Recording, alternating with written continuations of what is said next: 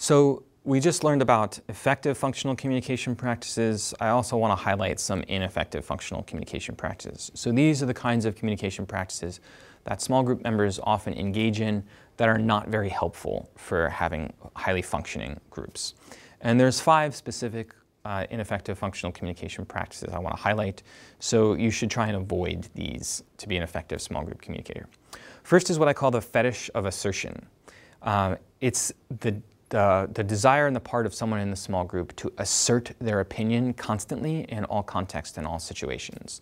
So if someone wants to continue saying, well, I really want to do X because I think X is important, they might be suffering from the fetish of assertion because they think that their job in the group is to just assert their own opinion and that's it.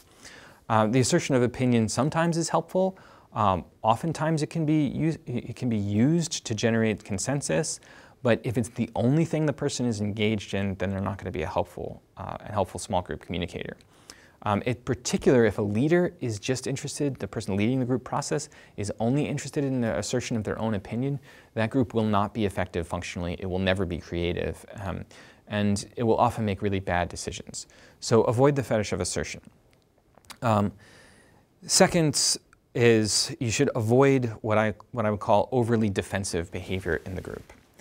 Oftentimes, there might be conflicting information, conflicting values, conflicting choices in a group process. And what might happen is one of the group members will get defensive about the position that they prefer. And instead of embracing the other positions or trying to look for what's good in the other positions, they become really defensive of their own. And they try to attack the other positions just to win, and they try and defend their position just to win. So avoid over-defensiveness. Third is what I call the lover of the non sequitur. The lover of the non sequitur enjoys introducing irrelevant or unrelated information or facts into the conversation.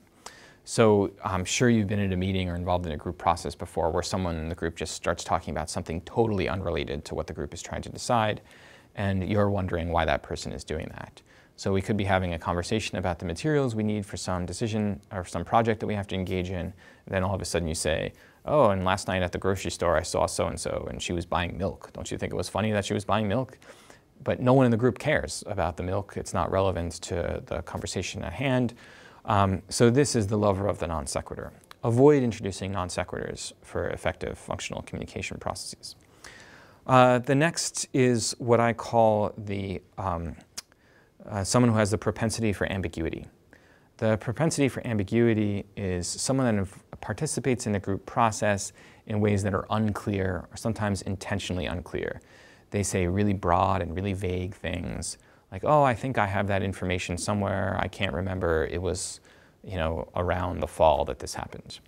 Ambiguity leads to confusion. Confusion leads to disagreement and derails the functional process. So don't be ambiguous if you want to be an effective functional communicator.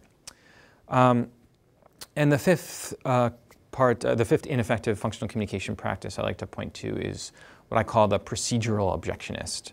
And the procedural objectionist is someone that takes issue with whatever the group is doing because the group is violating some sort of specific rule about process or some sort of specific rule about procedure.